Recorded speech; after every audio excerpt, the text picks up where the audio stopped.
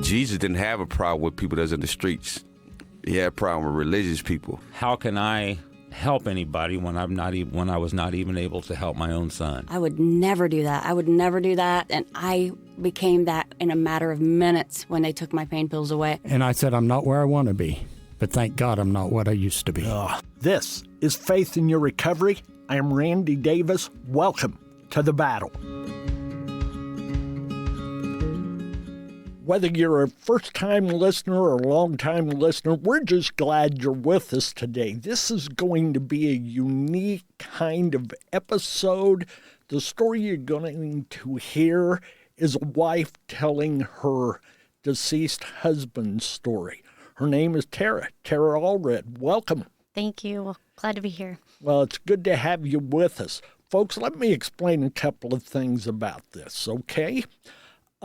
Episode number 67 will be Tara's personal story. We took care of that a few weeks back. We're ready to run that now. Episode 68 will be her words concerning her husband's story. It's important to her that she shares that. Let's ask her why it's important. Tell us about that, Tara. For those of you who are listening, if you ever hear a story of redemption, I think this will be that story. You see someone who struggled with his identity and found it through alcohol and fighting and living on the streets. But in the midst, he always saw God there, and got healed in his own words, and I'll read some of those. He found God, and God's grace and mercy were always there. So I just think it's important that no matter what we've done in our lives, no matter how hard we are to ourselves, that God is right there with us, and his story is all about forgiveness. Did you catch that, folks? Let me remind you a little.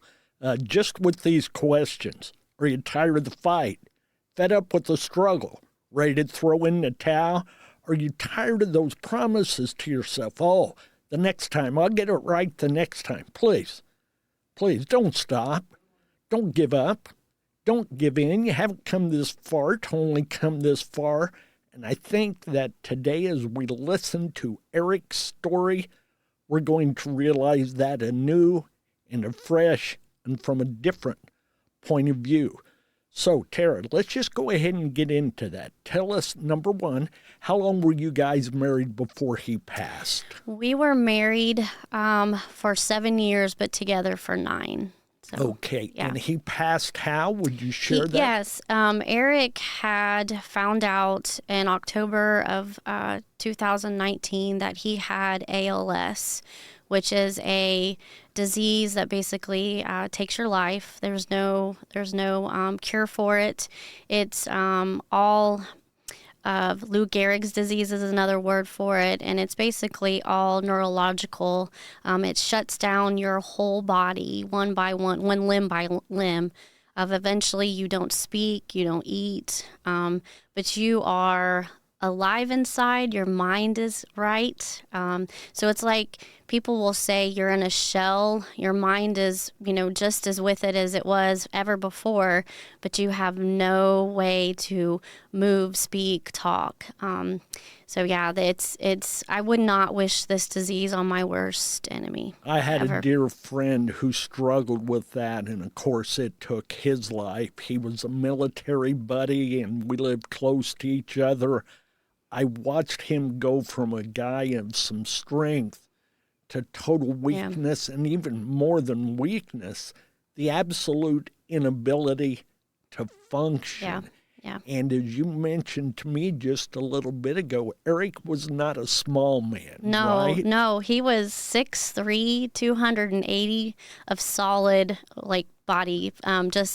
He lived to work out. He lived to play golf. He was a very strong big man, and even had the voice to go with it, the deep voice. So yeah, for him to, and he would have told you to go back and, live his days to golf and play baseball with his kids. And he was an avid fisherman, so he lived for the outdoors. And, he prided himself on being there for others and being that protector, and for then to somebody have to, wait on him hand and foot. It really messed with him. So wow, yeah. that had to be humbling to him. It was, yes. As you share that about him, I get the impression that is the Eric of the last few years, because prior to that, it sounds like his behaviors, his actions, his intentions were built around his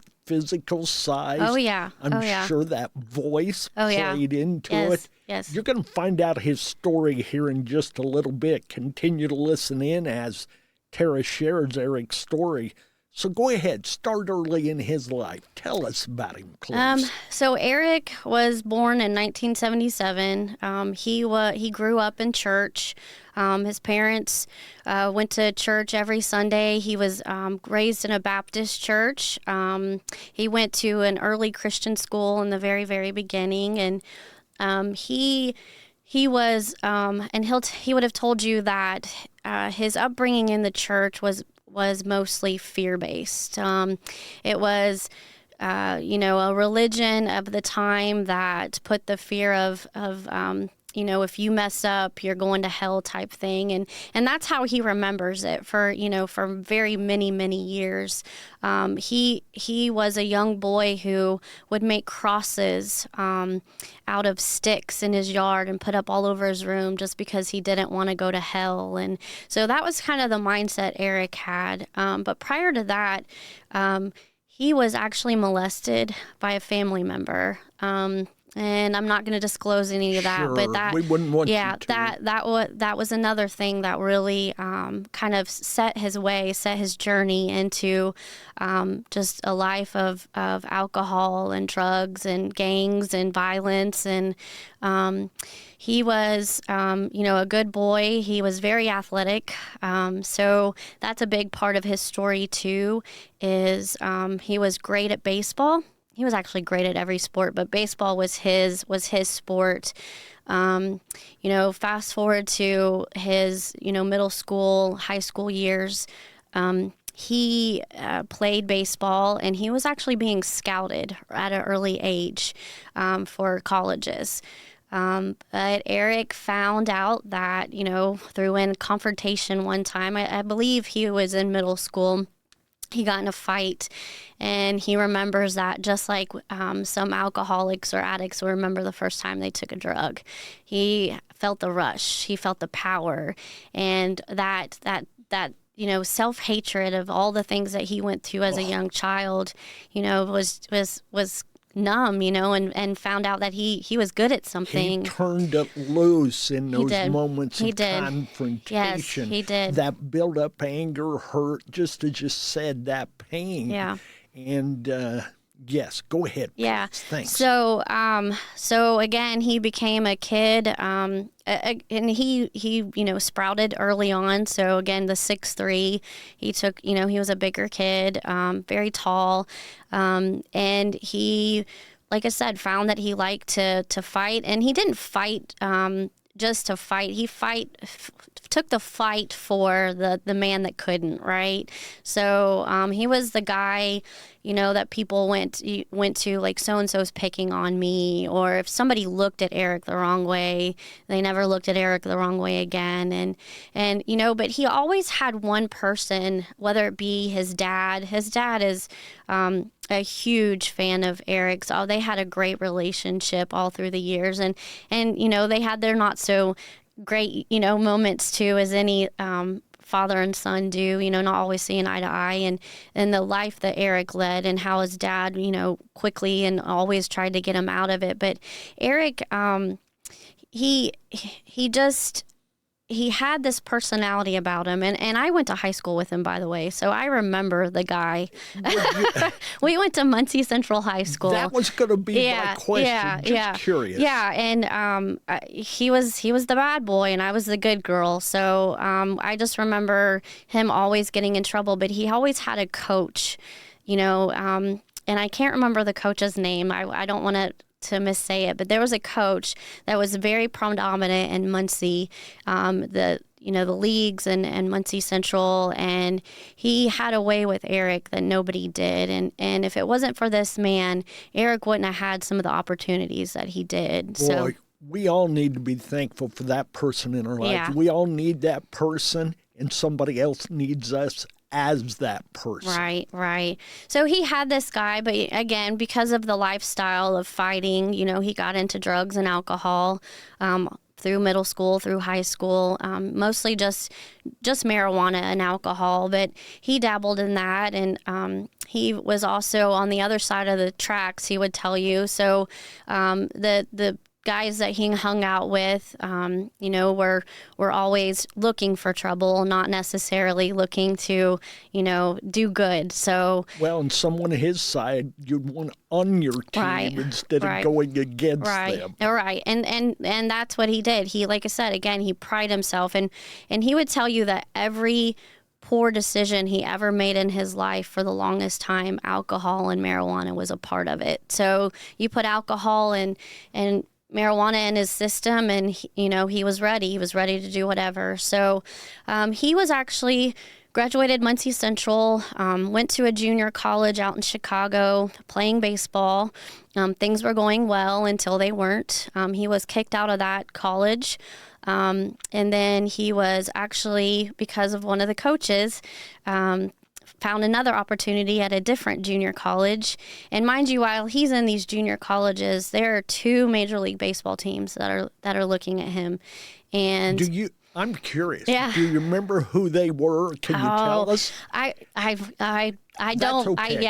I don't want to tell them the wrong way, No. but they were pretty big. I want to say one of them was Atlanta Braves, but there was another one. Okay. And I'm sure if anybody got a hold of me later on, I'll make sure I research it, because that's kind of cool, right? So Yes, very cool. So anyways, so he got kicked out of this one college and came back home, and mind you, in between all this times, he was seeing some jail time for misconduct and bad behavior and being at the wrong place at the wrong time or fighting. He definitely had his stints in jail, and he got out of jail, came back to Muncie one time, and after being kicked out of this college, and met with the coach again, and the coach brought him back and said, okay, you get a different time. And he said no more than he got back onto campus. About 2 weeks later, he was at a house party drinking and smoking pot, and found himself in a fight again, and so he was kicked off campus. So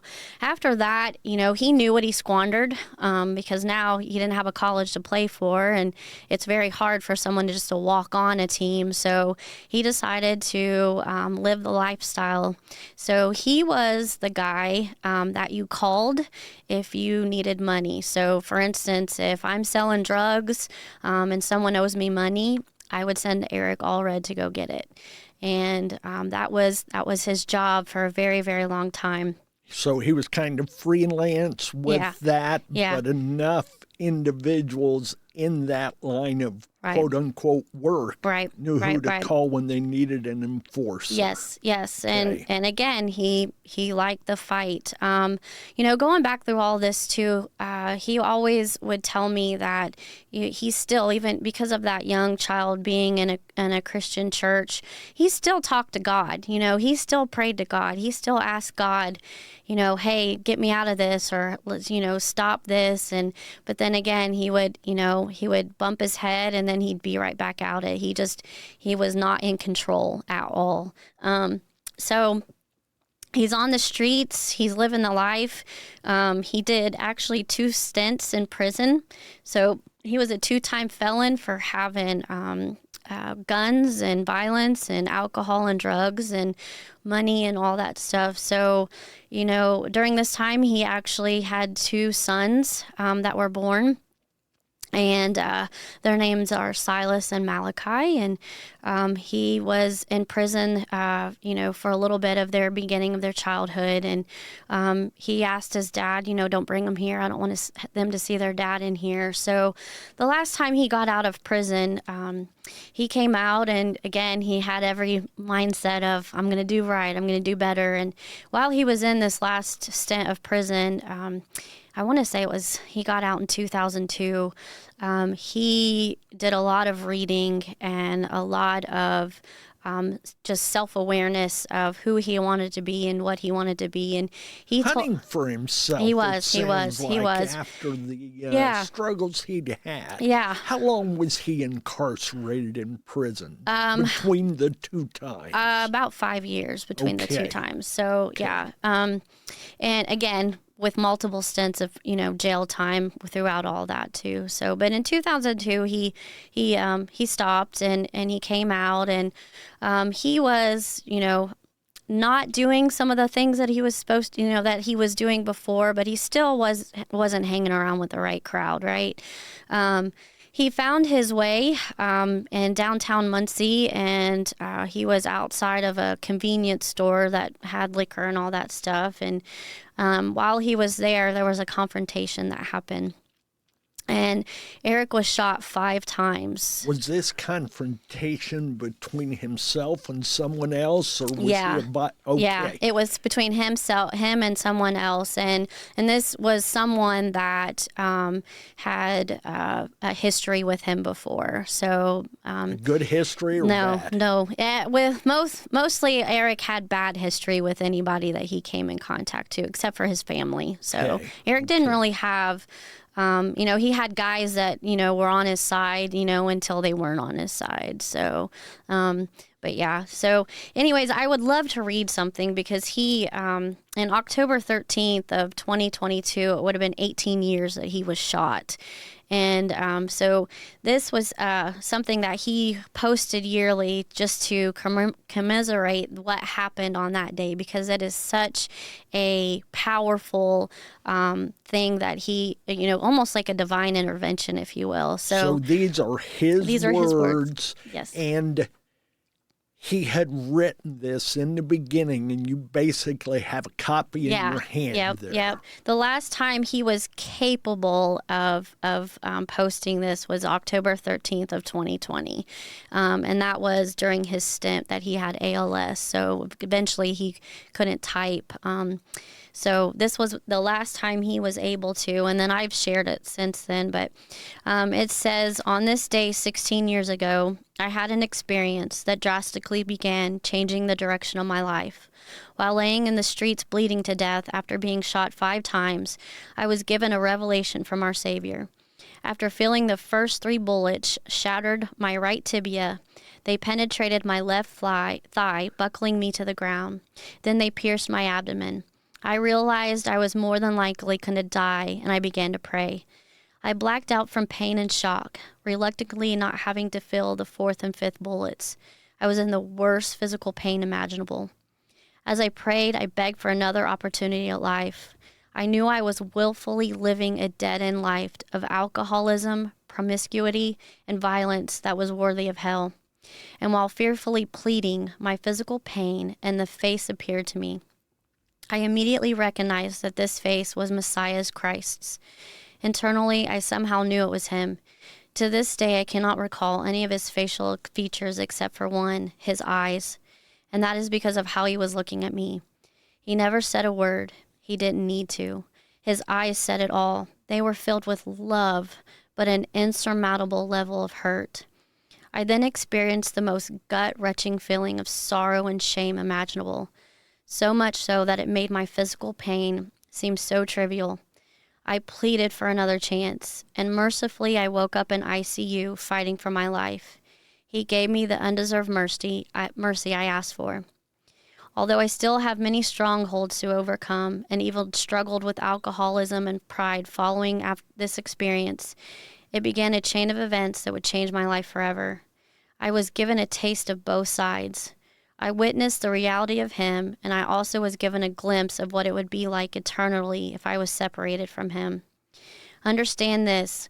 Our Heavenly Father and His Son are real.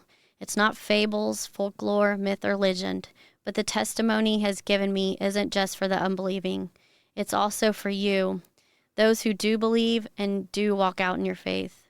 It's here to strengthen your walk, help you persevere through times of trial, and give you added joy and hope at the reality of our reward. He goes on to say, I am not perfect. I'm far from it. I fall short daily. But I continue to push forward today, turning the calling. And in gratitude, I take full advantage of the opportunity I've been giving. I sincerely pray these words that bring you added strength, faith, and motivation. Our time here is short. Regardless of who you are, or what you've done, or where you're going, or where you think you're going, or what you've been through, He's right there waiting, and He's willing to carry you through it. Wow. Yeah, he had a just a way with words always too. So Well, yeah. when they're sincere, Oh yeah. so many poems, so many stories come out of our pain. That's the pain of the life he had lived, facing in a positive direction. Right. A few comments about that, if I may. Sure. And backing up, he went through the abuse, got into the alcohol, the marijuana, the fights, the altercation, jail, prison, the shame of so many different things. And then on a street in Muncie, he was shot 5 times, feeling the first 3, and almost gave thanks that they hit him in such a way that he didn't feel the last 2. Right. Okay, he was numb to it by that Right. time, and it sounds like he couldn't have imagined any greater physical pain than Right. what he was having there.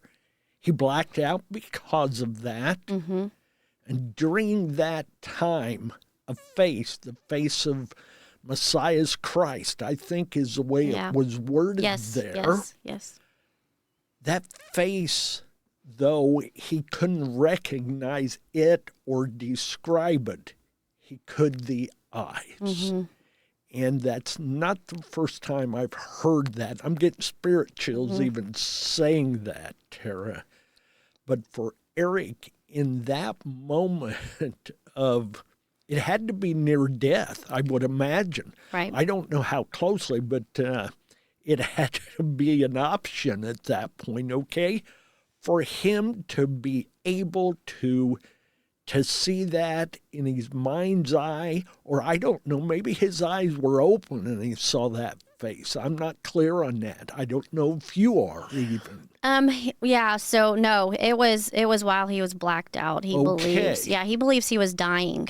So he believes, like I said, he was actually dying and about to lose, and he believes that he was not going to go to heaven, that he, which is what he believed in. I got that. Yeah. In there, you read something like he experienced both possibilities. Yeah, it both. wasn't the word possibility. Yeah. But it was a heaven or hell thing in that moment. He was given a taste of both sides. Taste. Yeah. I like that. Yeah. And that's also, I'm also hearing a throwback to his early church experiences of the hellfire and brimstone and how you had to be perfect. There was no room for error, anything else. Yeah. Disappoint God in any way, shape, or form, you're done. Right. And here he is with his, I guess could be almost his dying breaths. I don't want to dramatize it, Right. but No. we don't know how many more he had. Right. And he doesn't talk about this, but he was actually dragged under. So after he was shot the 5 times, whomever did this dragged his body and put it under back in the back of this convenience store or whatever. It was under a picnic table and threw brush over him, left him to die. So that was the intent. So Tell me again what time of year that was. October. So, okay, we're getting in the fall there. So foliage was around. Yeah. Wow. There's not a lot more you can say about that, but I guess I'm drawn to the picture he must have seen of those eyes of Christ. There is a picture that's present in many churches of multiple denominations that shows those blue eyes of Christ. I, for one, don't believe it was blue-eyed, and that's kind of irrelevant. I think it's called The Picture by Salzman, but the eyes just the same are the window to the soul, is what it's been said. Yes. And for him to look into those eyes, and he could look deeply enough within Christ to see what his options were. Right. And to feel everything he had felt. He had to think, I'm not going to make it. Go ahead and tell us more of the story here, what the follow-up was on that. So, he woke up, and he would also tell in his own testimony 3 days later in ICU. He woke up 3 days later. So he always used the parallel of Scripture and how 3 days is as big in Scripture. Jonah was in the well for 3 days. Christ himself, and going through the cross, and when he rose again was 3 days. So he would say, like, that he didn't believe in coincidences, so he would say that was not a coincidence. So as soon as he got out of ICU again, he had a lot of rehabilitation to go through. He remembers being in ICU for I want to say months and months he was in there. So it wasn't just come out of it quick, but he was in ICU, and some of the gang, the friends or, whatever, the guys on the streets that knew him, knew who these people were that did this. And they came to him and they were like, give us the word and we'll take care of this. And Eric was like, I recognize that as Satan just putting me right back. Here I am. I prayed, God, I'll change. God, give me another chance.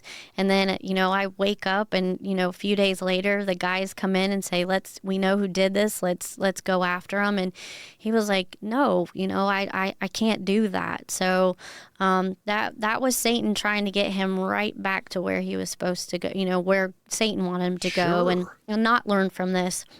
But again, he'll tell you his life was not perfect. And he bumped his head more times than not, but he did walk away from the street life. You know what? Peter's life wasn't perfect either. You're right. You use the phrase, he bumped his head more than once. Yes. I recall those 3 denials of Christ. That's bump, big time. Yeah. And that list goes on. So go ahead. Yeah. So Eric, eventually he would tell you, the last stint in prison, he would researched a lot more on the holy days versus the holidays.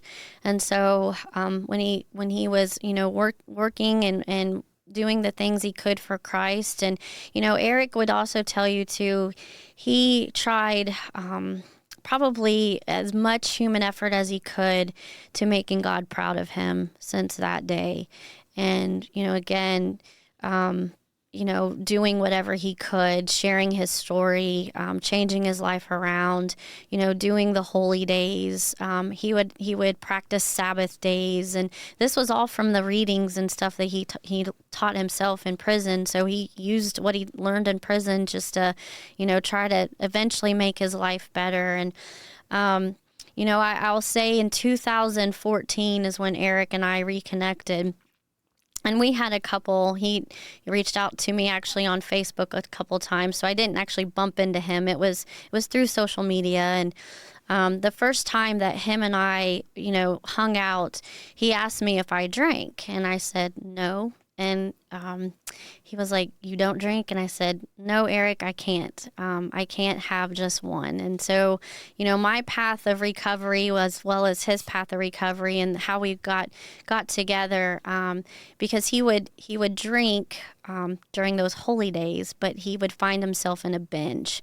So he definitely found himself to be an alcoholic. And, bringing our two lives together, we definitely helped each other in our own recovery. We were supportive for each other. So after Eric and I got together, he did not have one drink of alcohol, and he was sober for 7 years before he passed away. So that's huge, a testimony to the life that he was trying to change and give to God. So let me add a piece to that. Sure. Most of the time, the statistics are against a alcoholic connecting with an alcoholic, an addict connecting with an addict. Yeah. But you guys broke that. Yes, we did. Hooray. Yeah. Hooray. And that's all by the the love and grace of God. That our spiritual paths, we're very much connected, and God was a big part of our lives, and we just helped balance that out. So, I couldn't drink, and so therefore he didn't drink, right? And he knew he shouldn't drink, and so anyways, we ended up getting married, and through the years of probably the last 10 years of his life, Eric would share his story. He vowed to be an evangelist, so he would go around any opportunity. He spoke at churches on his testimony, but he would also give sermons about his favorite, which was, Ephesians and the armor. That was one of his favorites. Peter and the fisherman, and how, he got out on the boat. So Eric had a lot of stories that he loved to share about the Bible, and could kind of take those stories and apply it to his own life and his own, behaviors that he had in the past. And so he had this following about him. He would speak at schools and talk to young middle school and high schoolers about making good choices and not going, the route of drugs or alcohol, and that if, they were good at something, to keep their focus on that. And he really did try, to use his past for good. And it was, again, he had this eloquent way of a delivery, and when he talked, he could read the phone book, and it was, attractive. So because of that deep voice. As a guy, especially if I was a young guy, to look up to somebody of his size and stature, he's already got my attention. Right. Okay? Well, and being in prison, he had those prison tattoos. He had a couple on his face, on his neck. He had them up and down his arms. Now, he would tell his children, do not get tattoos, do not do what I did. So he regretted those. But he could talk to people that a lot of pastors and ministers couldn't reach, Well, and there are times, I have none. right. But there are times a tattoo will get you much farther than a tie. Yeah. Okay. Like, he knew the street life, and he could talk the talk because he did. At one time he walked it. So he could relate to a lot of people. And they, everyone, that's one thing that too, for me, I can bring to this is, if somebody understands what I went through or how I went through it, or, then I can relate more to them, and I'm more apt to listen to them. And I think that's human nature. I try, but that was the way with Eric. He could reach kids and adults, and even just his knowledge. He ended up in the latter years being best friends with a minister who used to be a minister out at the Gathering in Muncie. And, this pastor went to church, and every Sunday, and, went to school to be a pastor. And he would tell Eric, dude, you teach me just as much as I teach you. So when Eric spoke, you listened. So there was just something about him. Well, I'm sure that he did it in such a way. As I said earlier, size has your attention. It sounds like his voice was going to get it if a size didn't. Right. But then his story, I'll bet, hooked you in a heartbeat. Oh, yeah. To see someone of his size. People that size shouldn't have any struggles, okay? Right. I can just manhandle them. Right. So, yes. Right. All right. So we let's fast forward. You know, he's living the good life. He's a good father. He's a good son. He's speaking at churches, speaking at schools. He's avid on social media and getting stories out and trying to connect the hard lives of the world and applying them to our spiritualness. And Eric said he found internal healing, and it was probably 40 years later he finally, and that was because of his diagnosis. That he was diagnosed, like I said before, with ALS, this disease that would take his life at such a young age. He died when he was 44 years old, and the man, he was okay with that. It was like he felt that this was his way of even more of a redemption. And during all that time, he still did not relent on sharing his story. There was times I would type things out for him, or we got a computer where his eyes worked the keyboard, and he would share on those. And so if anybody listened, he was willing to share his story up until his last days, and he struggled for so long with feeling unworthy for so many years. And he would tell you it wasn't until he got this disease that he actually felt worthy. So none of us want to do it that way, but it takes that. God will get our attention one way or the other. I'm not going to say God cast the disease on him. I'm not definitely that kind of believer. Yeah. But by the same token, he will use it. It says in Genesis 50, verse 20, what you meant for evil, God will use for good, and he's going to use it to save lives, just as he is right now. Right. And I'm reminded of that with Eric's story. Yes. Yeah. So, for me, you see his mercy, God's mercy all through Eric. Eric, so normally a person who has ALS is given 2 to 5 years of prognosis, once prognosis is given. Eric had it for 18 months. So it took him it took him out quick. And, that we can, attune that for many reasons. But Eric, I think, was ready.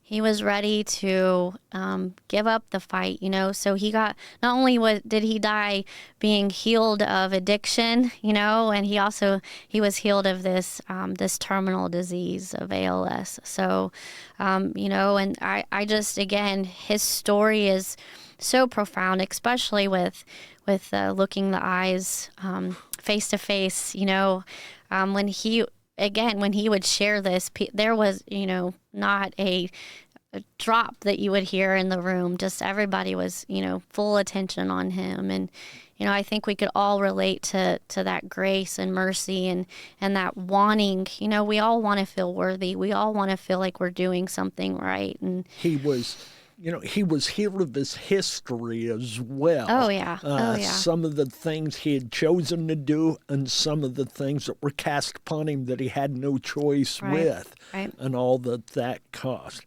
Tara, I've got to say, you spoke of his abilities to share this. You've done it with great eloquence and understanding. The relationship you guys had, it was beautiful. Very evident. Yeah, it was beautiful. It's evident because you say it was such heartfelt feelings, okay? And I don't mind telling you, I went off here so I could spend some time with God over my tears, okay? Yeah. And I say that with all support and love and goodness. Your willingness to come and share this. You're not Eric's size by any means, but your heart is. Thank you. Just as big as his was. Yeah. Let's paint the picture. I'm 5'1" on a good day, so up next to Eric, up to next to Eric, I am little fierce. I'm fierce though. Kind of Goliath and David standing next to each other. If we can go back to the scriptures, but what you've offered us today is the fact back when you began, you said something like, he was able finally to find the hope, the help, the healing, because God never left him, even if he stepped away from God. And that's where God operates. That's right. None of us walk with him as closely as we should, but it's not because he's left us. It's because we have moved away. Right. Anything you'd like to close with? Just, if you feel or anything with this story, it's no matter where you're at in your walk or not walk, there is forgiveness out there. And, I still bump my head. I'm not perfect. And Eric, would attest to that too. But, we do. We always find our way back to God. And I said it before, God never left us. We left him. So, and Eric's story says that. My story says that. And I want all the listeners to know that you're not alone. You're not alone. Those are powerful words, and remind yourself of that, folks. People like Eric who have been there, done that, have the scars to prove it, and dished out a few scars along the way. They're as forgivable as any of us who see ourselves as at a much higher level. So, where negativity, desperation, and hopelessness once lived, there's now a path to a healthy and successful future. I think it begins with God, but you'll find him on your own terms and his terms for you.